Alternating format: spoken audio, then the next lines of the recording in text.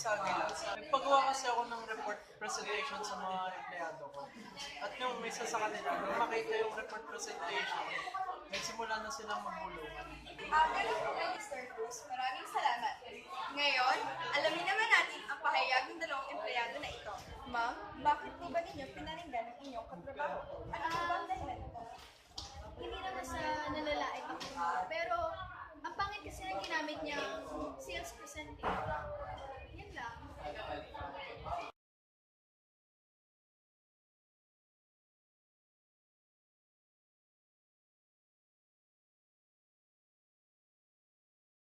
Ano bang uri ng sales presentation ito?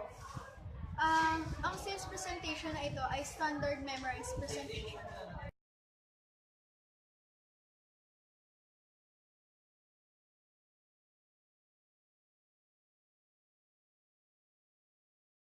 Ano naman po ang masasabi ninyo?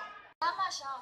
Ngunit ang kagandahan nito ay makakaiwas ako sa mga repetitions dahil nakaayos na ang pagkakasunod-sunod nito.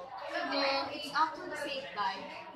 Kesa naman sa balita kung ginamit ng output presentation.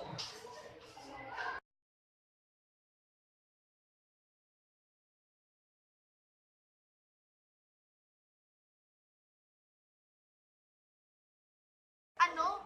Hindi kaya outline presentation ang ginamit ko? Program presentation kaya? Ba yan? Mga chismosa talaga.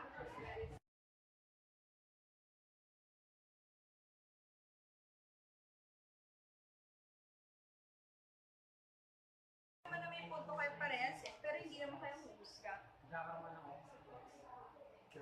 Ayon niya kay Mr. Cruz, ang sabi niya, as long as they can deliver the presentation well with confidence using any type of sales presentation and consider the reaction and take the point of view of the prospect, and they can get good remarks from him.